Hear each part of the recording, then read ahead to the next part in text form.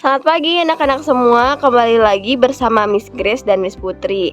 Hari ini kita akan melanjutkan ke pembelajaran kita yang selanjutnya, masih di tema 7, subtema 2, dan pembelajaran 3 dan 4. Nah, sebelum kita memulai, misalkan terlebih dahulu memberitahu tujuan pembelajaran kita hari ini. Yang pertama, siswa mampu menjelaskan aturan merawat hewan. Kedua, siswa mampu membandingkan dan mengurutkan banyak benda. Dan yang ketiga, siswa mampu menemukan kalimat pemberitahuan dari lirik lagu. Baik anak-anak, kita mulai di pembelajaran 3 terlebih dahulu.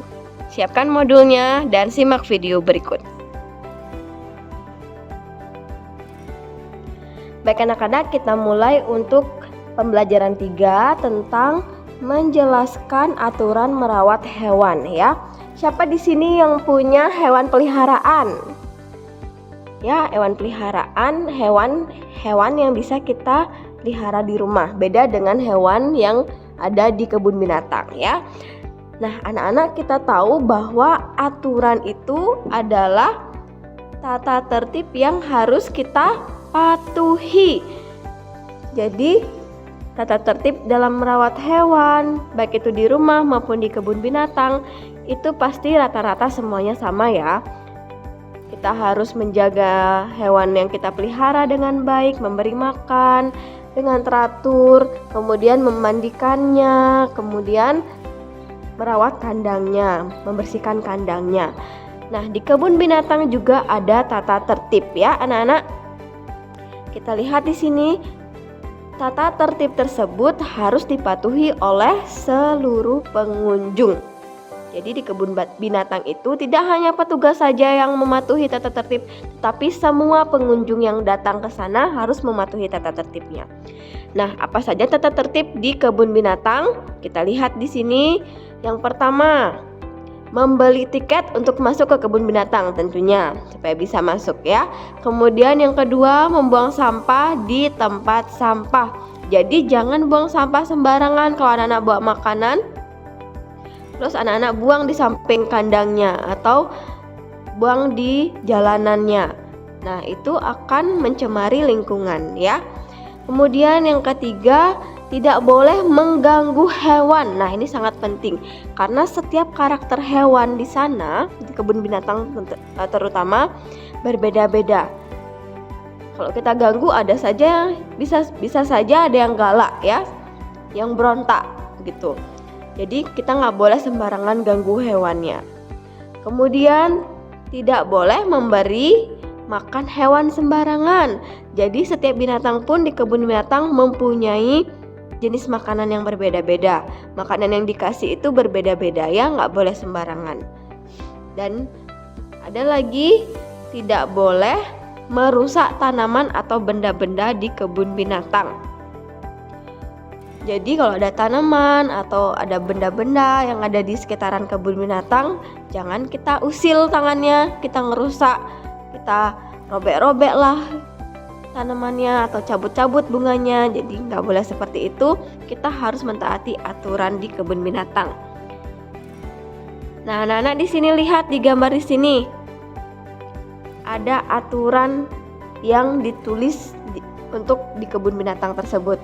Dilarang memberi makan hewan. Nah, di setiap kebun binatang pasti mempunyai aturannya masing-masing ya. Kemudian coba anak-anak lihat di Ayo Berlatih. Yang ini, perhatikan gambar berikut. Tuliskan tata tertib yang ditunjukkan gambar di samping. Anak-anak lihat di gambar di sini ada tata tertib yang harus kita patuhi. Nanti anak-anak tulis di garis yang sudah tersedia ya. Dilarang membuang sampah sembarangan. Itu tata tertib yang ada di gambar tersebut. Nah, nomor 2, tuliskan beberapa pengalamanmu mematuhi tata tertib di kebun binatang atau tempat wisata lainnya. Kalau anak-anak pernah nih liburan misalnya pergi ke kebun binatang atau ke tempat wisata lainnya, apa tata tertib yang ada di sana? Anak-anak tulis di sini ya, salah satu, boleh 2 juga. Oke, kita lanjutkan ke materi selanjutnya di sini. tentang membandingkan dan mengurutkan banyak benda.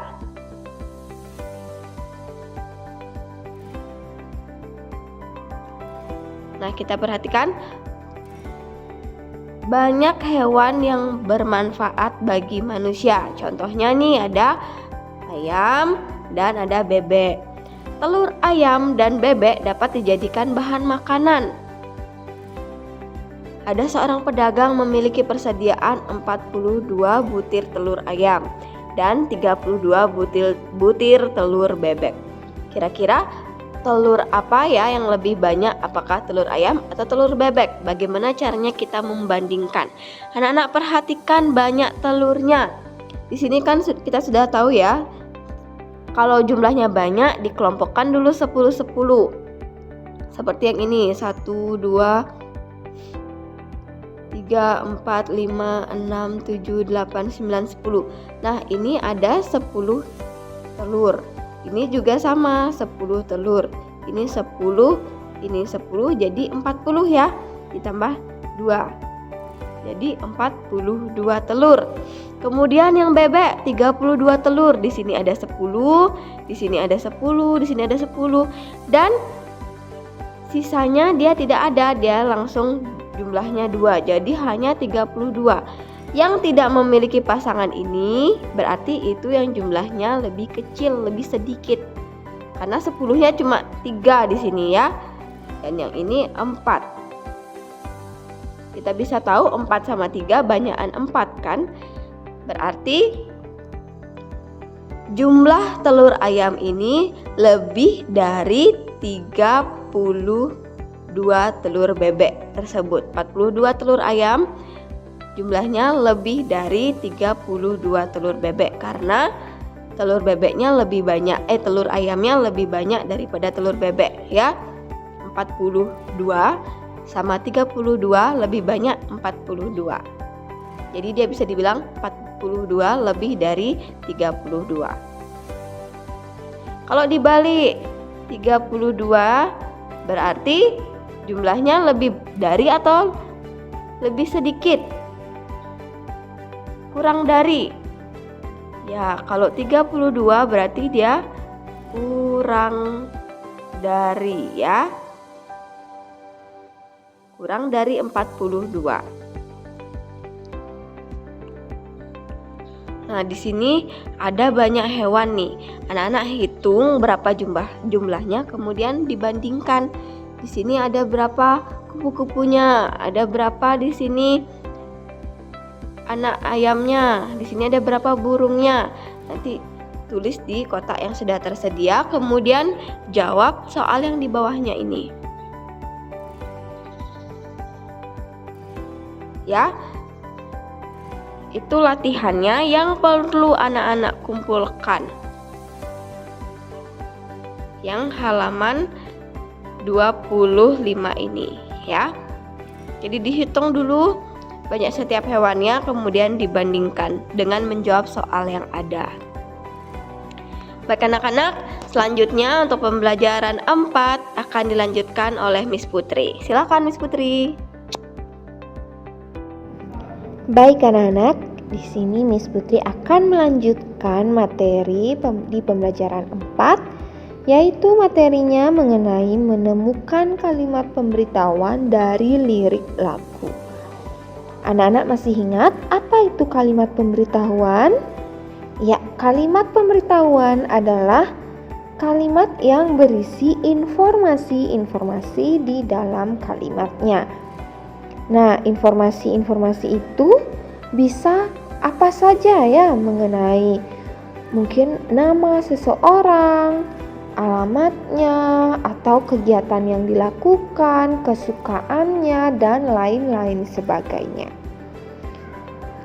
Nah, sekarang kita akan belajar menemukan kalimat pemberitahuan dari lirik lagu.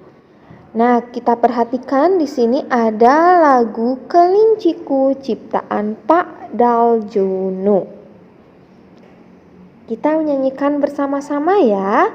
Nanti kita mencari kalimat pemberitahuan yang ada pada lirik lagu Kelinciku ciptaan Pak Daljono ini. Oke anak-anak, kita dengarkan lagunya bersama-sama.